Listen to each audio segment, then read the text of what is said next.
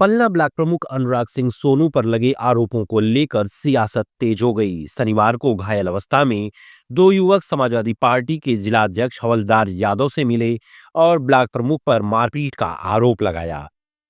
सपा जिलाध्यक्ष ने आरोपियों को समर्थन देते हुए कहा कि यदि उन्हें न्याय नहीं मिला तो पार्टी आंदोलन करेगी। मगर रविवार को भाजपा नेताओं और ब्लॉक प्रमुख ने पलटवार किया।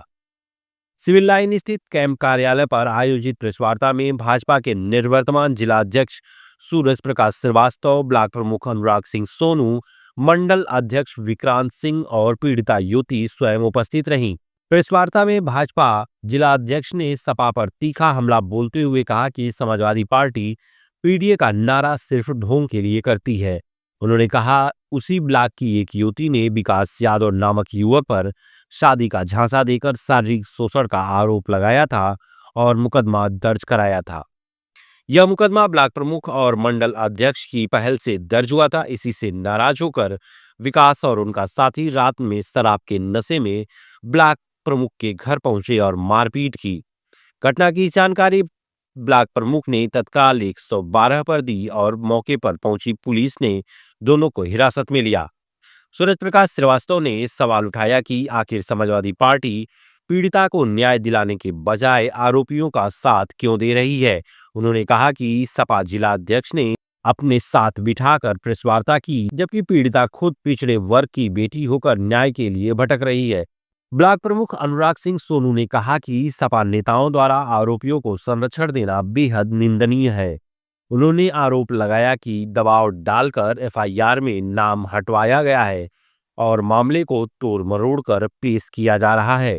सूरज जी, कल समाजवादी पार्टी के जिला अध्यक्ष उनके साथ दो लड़के थे, विवेकानंद यादव और विकास यादव, महनाजपुर थाना क्षेत्र के उमड़ी गांव के रहने वाले। इन लोगों का आरोप था कि 20 अगस्त को ब्लॉक प्रमुख पन्ना अनुराग सिंह ने अपने आवास पर बुला के और कम से कम 2 घंटा मारा पीटा। इसके अलावा उनको पानी की टंकी में बहुत घंटों उनको रखा गया। पुलिस पहुंची, किसी तरह इनकी जान बच के आए, मुकदमा दर्ज हुआ। क्या मामला है, क्या आप लोगों का कहना चाहिए?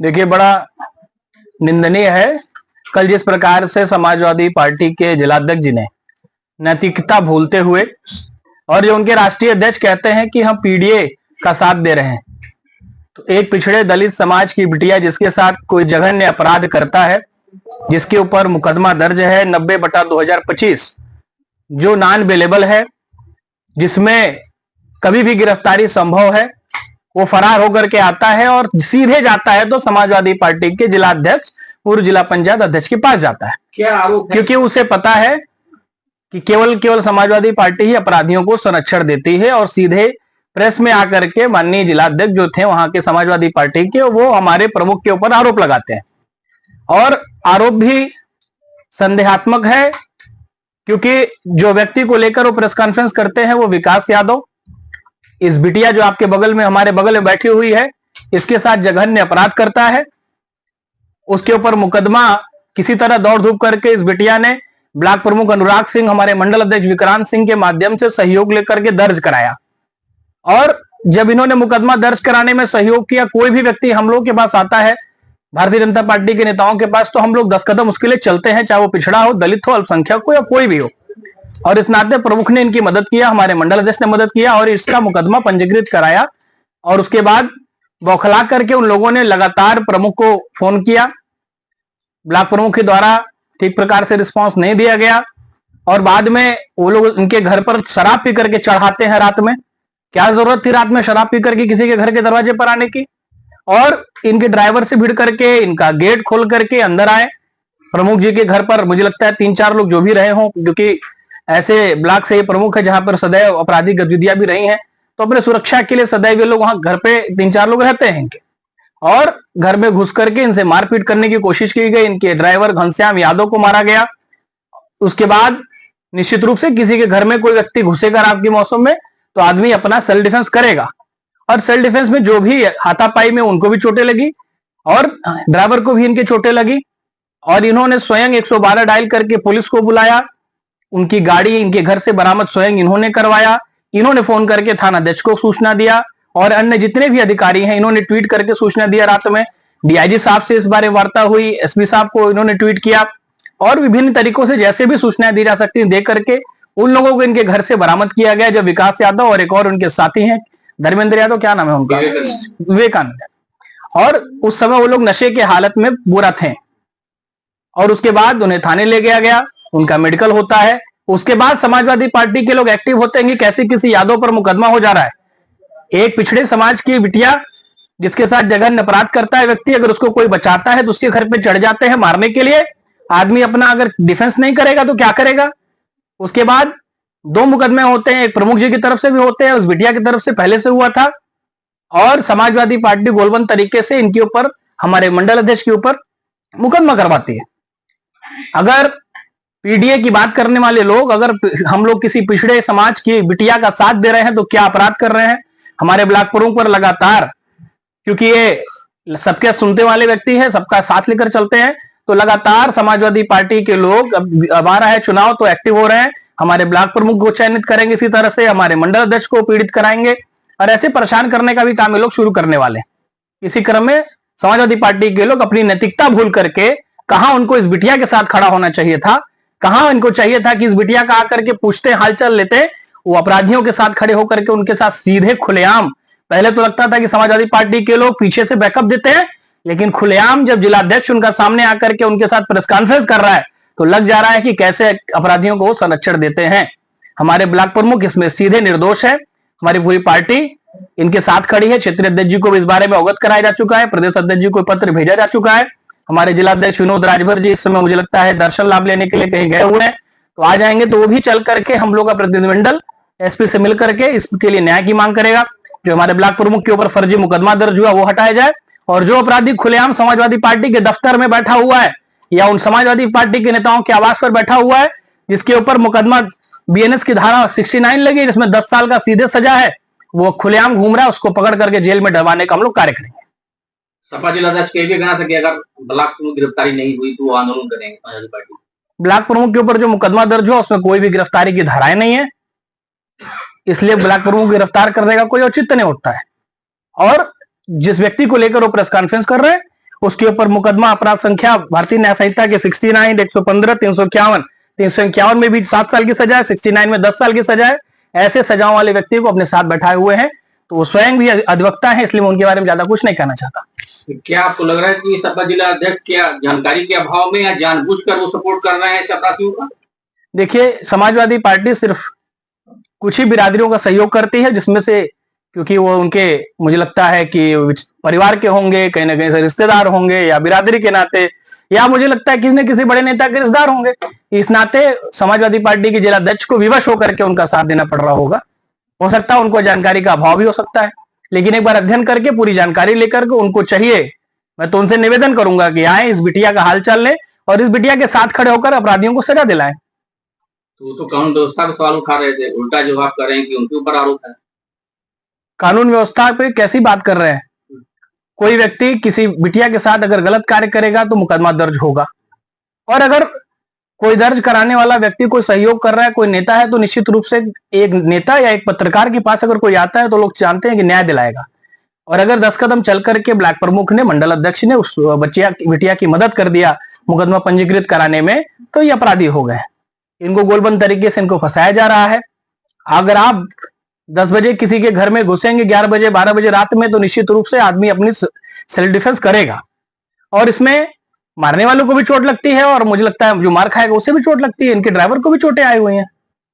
किसी भी व्यक्ति के अंदर, ये तो अच्छा था कि बहुत ज्यादा लोग नहीं रहे होंगे घर में, इस कारण बहुत बड़ी घटना नहीं हो पाई। नहीं तो जिस प्रकार से रात में घर में घुस करके तांडव किया गया, और सूचना देने वाले पुलिस को ये स्वयं है, न कि कोई अन्य व्यक्ति है। पुलिस कार्रवाई को आप किस तरह से देख रहे हैं, जहां एक तरफ खुद वर्तमान प्रमुख हैं, आपकी पार्टी से हैं, आपकी पार्टी इसमें सत्ता में है, और उन्हीं के खिलाफ मुकदमा दर्ज कर लिया गया है आपके प्रमुख के खिलाफ।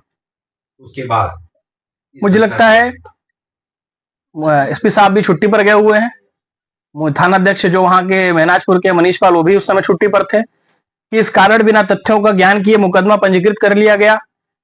मामले को बैलेंस करने की कोशिश की गई है। मैं उस पर भी डीआईजी साहब से मिलकर के एक जांच टीम गठित करा करके चाहूंगा कि इस प्रकरण की पूरी निष्पक्ष जांच हो जाए, और अगर पेशबंदी में पेश आकर के समाजवादी पार्टी के दबाव में किसी दरोगा ने दर्ज किया मुकदमा, तो उसके खिलाफ भी कार्रवाई होगी। ठीक है। तो आरोप लगा आपके कि 20 अगस्त की रात में दो लड़के आपके यहाँ गए, विकास यादव और विवेकानंद यादव। उनका आरोप यह है कि आपने मारा पीटा है। तो क्या घटनाक्रम हुआ था? आप कह रहे हैं कि स्वयं हमने पुलिस को सूचना दी थी, तो क्या सच्चाई क्या है? और प्रमुख जी वो कहते हैं कि आपने उनको बुलाया है। ठीक है, मैं बताऊं आप लोगों को, दो पत्रकार बंधुओं के प्रश्न एक साथ आए। घटना यही है कि मेरे बगल में जो बहन बैठी है, इसकी अस्मिता को ठेस पहुंचाई गई, 3 साल शारीरिक शोषण किया गया और उस शादी का झांसा देके 2 से 3 बार इसको घर से बार बार भगाया गया। इतनी पीड़ादायक बात पे जब मुझे पता चला तो मैंने इसके लिए, जो माननीय अध्यक्ष जी ने और बाकी लोगों ने भी, हमारी पार्टी कहा कि हम लोग 10 कदम चले और उनके लिए मुकदमा लिखाने के लिए आगे बढ़े, विभिन्न अधिकारियों से बात की, उस पर भी इसे थोड़ा दौड़ना पड़ा। उसके बाद इसका मुकदमा लिखा गया, जिससे वो क्षुब्ध होके मेरे घर रात के 12 बजे के लगभग, रात को नशे में एकदम धुत होके मेरे ड्राइवर से मार करते, मेरा जबरदस्ती गेट खोल के आके हम लोगों पे जब लेने वाला हमला करते। अब इस परिस्थिति में, और जब ये घटना हो रही थी, वो अंदर घुसे, राड लेने के लिए भागे हैं और धान का सीजन है, ट्यूबवेल चल रहा था, उसमें ये सोनू यादव, जिसका नाम पुलिस ने निकाल लिया, वहां आगे बताता हूं, और उसके अलावा जो विकास यादव, ये ईटा उठा के भागता है हम लोग की ओर, ये गिरता है सॉफ्टवेयर में फंस के, पहला लड़का, और ये हम लोग क्या आता है, किसी तरह इसको पकड़ा जाता है। उसके बाद उपरांत मैं 112 पे फोन करता हूं और एक लड़का उसमें से भाग भी जाता है बगल वाली बाउंड्री में, जिसको कि वहां बगल के पड़ोसी गण कुत्ता भौंकता है, और ये लोग, मतलब नेचुरल पूरी घटना हुई है वहां पे। और जो पुलिस को बुलाया गया उसके बाद किसी तरह उसको पकड़ के पड़ोसियों के उसको ला के बैठाया गया है कि अब ये भागे ना, वो टंकी में वो बाहर हो, हम ना भागने का उसका प्रबंध करेंगे, किसी को ड्राइंग रूम में नहीं बैठाएंगे जो 12 बजे हमारे ऊपर प्राणघातक हमला करने आएगा, सीधी सी बात। उसको बैठा के फिर पुलिस को सूचना दी गई, पुलिस भी आया है, मैनाजपुर थाना भी आया है, संबंधित अधिकारी उसको खुद ले गए, और ये ऑन रिकॉर्ड चीजें होती है, ये मेरा तथ्य जो है ऑन रिकॉर्ड रहेगा 112 पे अगर मैंने फोन किया। और ये सब धारा लिखाने के बाद पुलिस कैसे उनका आधे घंटे 1 घंटे बाद हम लोग का मुकदमा उनको दे देने के बाद रात के 12 बजे 112 नंबर की सारी चीजें लेके जो रिकॉर्ड करते हैं वो लोग, 1.5 दिन लग गया पुलिस को उस समय मुकदमा लिखने में। और उसके आधे 1 घंटे 2 घंटे बाद वो लोग थाने पे निरंतर बने हुए थे, दलाल प्रवृत्ति के लोग हैं, अपराधियों का साथ देने वाले, वो 1 घंटा बाद मुकदमा फर्जी लिखा लेते हैं कि किसी तरह बैलेंस हो। क्यों लिखाते हैं, किस प्रलोभन में, किस दबाव में, यह जांच का विषय रहेगा। सरकार आपकी है लेकिन मुकदमा भी झूठा लिखवा दिया जा रहा है, तो कहीं ना कहीं पुलिस नहीं, सरकार हमारी है, इसीलिए मुकदमा कोई भी किसी पे भी लिखा दे रहा है। जांच होगी, निष्पक्ष होगी और न्याय होगा। बिटिया के लिए जिस ढंग से चले हैं, अगर कोई उसमें भ्रष्टाचारी अभी मरे नहीं है, खत्म नहीं हो, उनके खिलाफ भारतीय जनता पार्टी में लड़ाई चल रही है, वो बिलबिलाए हुए हैं, अपराधी हो चाहे भ्रष्टाचारी, हो सकता है उसमें कोई मात्र रह गया हो, उसकी भी हरकत हो सकती है, उसकी भी जांच होगी। मैं कह रहा हूं मुकदमा इसीलिए लिखा रहा है क्योंकि भारतीय जनता पार्टी का, इसमें कोई पार्टी का नेता या गलत या सही नहीं होता, जो न्याय होगा वो प्रक्रिया अपनाई जाएगी, चाहे वो राजा हो चाहे रंग हो, ये भारतीय जनता पार्टी की नीति। अच्छा, समाजवादी पार्टी इसको बड़ा तूल दे रही है, तो क्या लग रहा है कि जो पंचायत चुनाव आने वाला उसको लेके ये इजाजत क्यों है क्या? नहीं, समाजवादी पार्टी हर चुनाव से ही प्रयासरत है और हर चुनाव में विफल रहती है ओवरऑल सरकार बनाने में। तो वो अपनी एक दुकानदारी चलाने के लिए जो भी मुद्दा मिल जाए, हड़बड़ाहट में एक सीनियर लीडर, उनका जिला अध्यक्ष जी, हम लोग भी सम्मान करते हैं, हमारी सोच अलग हो सकती है, विचारधाराएं अलग हो सकती है, लेकिन उन्हें इस चीज का गहन अध्ययन कर लेना चाहिए था कि मैं किसकी पैरवी कर रहा हूं, किस धारा में बैठे हुए आदमी को अपने घर पे बुला के ड्राइंग रूम में बैठा रहा हूं, और मेरे नेता मीडिया पे कर रहे हैं गंभीर रूप से घायल, और उनके ड्राइंग रूम से टहलता हुआ वीडियो वही लोग डाल रहे हैं। मुझे तो हंसी आती है ऐसी राजनीति करने वाले बुद्धिमान लोगों पे कि कह क्या रहे हो, दिख क्या रहा है। आज की डेट में सोशल मीडिया इतना जागरूक है। क्या आपके पार्टी के भी कुछ लोग हैं क्या जो उधर से कुछ? हमारी पार्टी के कोई लोग ऐसे नहीं कर सकते, और न कहीं ऐसी नीति रहती है, क्योंकि किसी परिवार की पार्टी नहीं है। मुकदमा हो गया तो कहीं कहीं दबाव रहा हो दोनों तरफ से। आप संभावनाओं का तो अनंत है, संभावनाएं तो अनंत है, आप कुछ भी कर सकते हैं, मैं उस पर कुछ नहीं कहूंगा। लेकिन जो चीजें हो रही हैं, बिटिया का मुकदमा, बिटिया के मुकदमे में से एक आदमी का नाम भी निकाला गया थाने में, ये भी परेशानी आई है, जिसके लिए माननीय अध्यक्ष जी से, पूर्व जिला अध्यक्ष जी से, क्षेत्रीय अध्यक्ष जी से, प्रदेश अध्यक्ष जी से, विभिन्न अपने स्तर पे संवैधानिक व्यवस्था, हमारे यहाँ अध्यक्ष जितने हैं हमारे सीनियर्स, उनको इन्फॉर्म किया गया, उन्होंने प्रक्रिया बताई है, वो आदेशित करेंगे और जांच होगी।